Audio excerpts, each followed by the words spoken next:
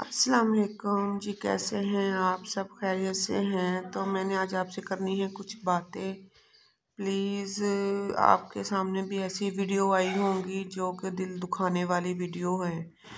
میں نے مثلاً کہ 5-6 ایسی ویڈیو دیکھی ہیں جس پہ لکھا ہوا تھا کہ آ جائیں، فلسطین سے بچے آ گئے ہیں، آپ بچوں کو اڈاپٹ کر لیں، فلانے مولوی سے مفتی سے فلانے سے رابطہ کریں تو آپ کو بچے مل جائیں گے۔ خدا کے لیے آپ جو ہے نا، ماؤں کے جو مائیں شہید ہو گئی ہیں ان کے مثلا ان کے روحوں کے ساتھ مت کھیلیں، ان کی روحوں کو کتنی تکلیف پہنچ رہی ہوگی۔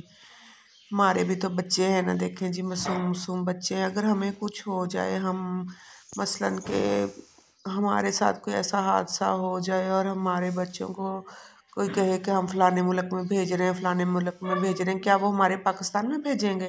ہمارے پاکستان کے ایسے حالات ہیں جہاں پر خود یہاں کے بچوں کا مستقبل سیکیور نہیں ہے، تو کیا فلسطین کے بچوں کا مستقبل یہاں پہ سیکیور ہوگا؟ جہاں پہ تو کچھ بھی خالص نہیں ہے، نہ کھانے کی چیزیں خالص ہیں، نہ دوائیاں خالص ہیں، نہ خوراک خالص ہے۔ حالانکہ یہاں تک کہ انسان بھی یہاں پہ اب خالص نہیں رہے، سب کے دلوں میں کھوٹ ہے، کوئی بھی مثلاً کہ مخلص نہیں ہے۔ تو خدا کے لیے ایسی ویڈیوز چند ویوز کے لیے یا لائک کے لیے بنانا بند کر دے۔ تو بچے تو ماشاءاللہ سب کے سانجے ہوتے ہیں۔ ہمارا دیکھیں جی بیٹا، یہ بھی میری طرف دیکھ کے ہنس رہا ہے، اٹھنے کی کوشش کر رہا ہے کہ مجھے اٹھائیں، لیکن آج نا میں بہت سیڈ ہوں۔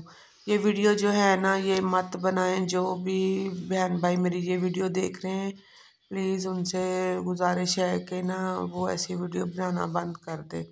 تو انہوں نے ہماری خاطر مثلاً کہ فلسطین کی خاطر، اپنی ایمان کی خاطر سب اپنی جانیں قربان کر دیں، سب کچھ ہو گیا، سب ختم ہو گیا، تو ان کے پیچھے اب کیا کیا باتیں ہو رہی ہیں، ان کے بچے یہاں آ رہے ہیں، یہ وہ، ایسا کیوں کہہ رہے ہیں؟ کس لیے کہہ رہے ہیں؟ چند ویوز لائک کی خاطر؟ تو خدا کے لیے ایسا مت کریں۔ اللہ حافظ۔